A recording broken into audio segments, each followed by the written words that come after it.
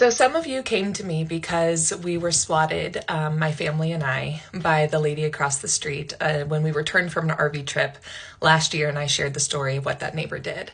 My husband is Black. I have 5 biracial babies. I live in Missouri in the Bible Belt, and we had an experience that was not only terrifying but anxiety-inducing for a extended period of time. Because of that situation, him and I kind of went on high alert. We started to really have some tough conversations. We were a homeschool family, but not the kind of homeschool family that they would want to fund. We were road schooling our kids in national parks all over the country the last 6 years. About 4 months of every year, we leave our home base and we take off in a certain direction. And we go and we find apparently all of Dumbledore's army out there in the national parks, and intentionally build community. We go meet people in real life who we have connected to a lot of times through these platforms. I've spoken all over the country, and we are able to connect on all these different rabbit holes that my husband and I do with our lives.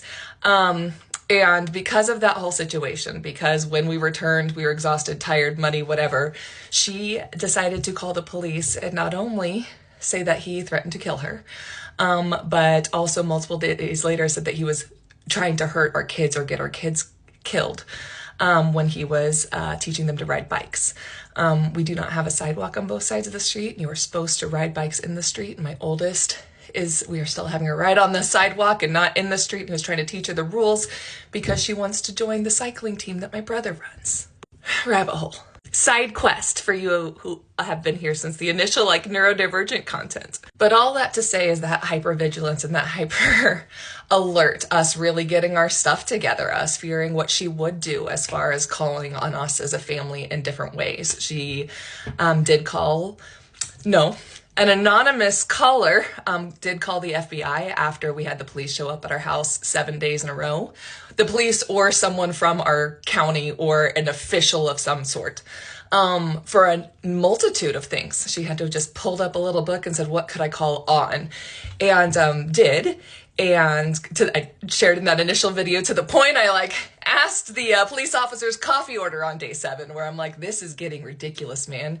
And it feels very unsafe for a white woman across the street in her 60s to say that my Black husband threatened to kill her and then come up with additional excuses for ways to get you all here. We know statistically the more times you're here, the sooner you'll want to quit this. And he understood what we meant. As a white woman in the Midwest who has been married to a Black man who has been with him for 16 years in April, we have already had a little bit different of a hypervigilance, different experiences as a couple, different things that we've had to have discussions with our family members about. But he did something that I want to share with anybody on here who might just need it. We have had more fear the last 14 days than we've had in a while outside of that situation.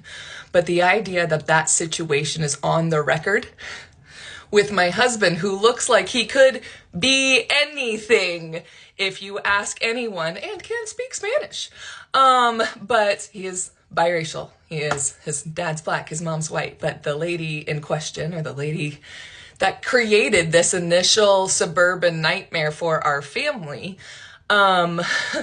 she asked what he was and asked me a multitude of times and really kind of bulldogged me about this. And she said, he looks like he could be anything. And it was Brazilian. Is he an Iranian? Is he she just did this whole, can't say things on the next. I don't want to get in trouble for slander, even though she does seem to care about my reputation in my small town. So she really wanted to know what he was. And this is an experience we have had a multitude of times. And it's always kind of meant, I think, to be a compliment. But it is also one of those things that he says things very point blank back to people. He's like, well, I definitely get pulled over a lot more when my hair's long. And he just sits there and he kind of forces people to connect the dots of what it's like to be have the experience in his body where he lives in the environment that we're living in. So I'm going to get to the main point. So when all the techie stuff came about, I don't like technology. It literally makes me feel like that. My husband loves this stuff, man. He does a lot of programming things. He does all sorts of things, but he does use the new in the computer robots. And he used AI for something very, very important for our family. And I want to share that with you all.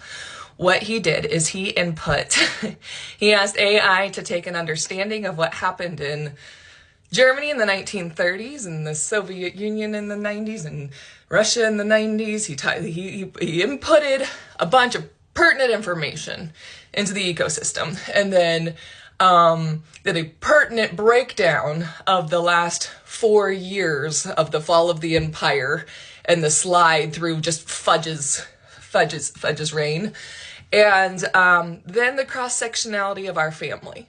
And so everything from having our marriage not have been legal when either one of our parents were born, those kinds of things that we put in there, as well as additional things that would cause fear based on who was targeted in the times that those things were allowed to be the decree of the land.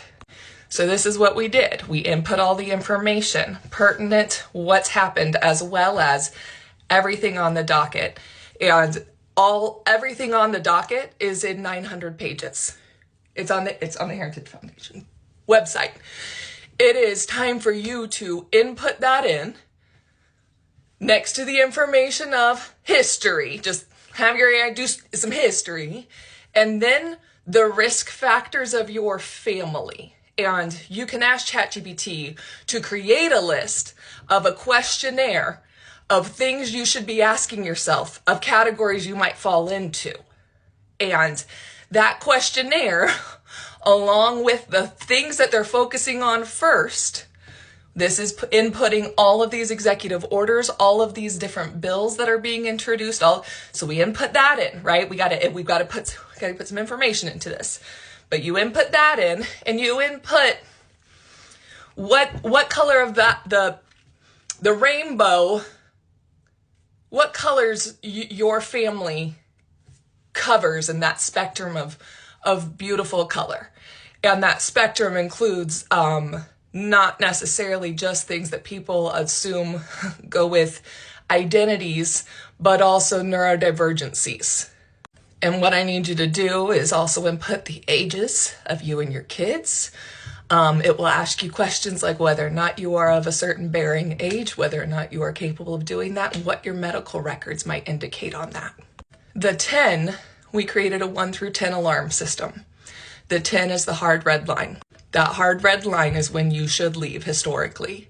I am not going to shame anybody who leaves. I am going to cheer on anybody who knows what alarm bell they are out and can get out before their personal 10. Everyone's hard red lines will be different, but you need to know where you're at on that scale. We were at a 4 on Friday as a family. By the end of tonight, we are at a 7.8. I got 5 biracial babies I'm raising in the land of the free and the home of so many people being afraid. I am not set up to be an almost 8, but the neighbors across the street are going to use those phone numbers. The neighbors across the street are going to call those FBI hotlines. They were already doing it to some of us. Use what I told you to know your number. We have 10s we need to get out now. There are rooms of requirement all over the cities, in all of the states, in every part of this country. We need to connect them. And all of those who have secretly been in Dumbledore's armies talking about what this will take and doing what it took to try and keep this from coming are going to have to be a little bit louder now. But I go dark when it's a 9 for us. And we had things happen today that just made things scarier for us personally. And it has to do with this story that brought so many of you here. The ministry has fallen. Find your people who are defending magic. Those in my life who have had hotlines called on them or could have hotlines called on them in the future know that they can bring eggs by my house anytime. And they can always text me, I'm bringing by eggs. And since they know how my house is set up and where they would go in, they can bring eggs by my house anytime. And my house is a safe space for all colors on that beautiful rainbow. But know your number and use the tools at your disposal to know the truth of what's going on. The resistance is in action. There's mobilization. There's just not connection in the way there needs to be. Find each other.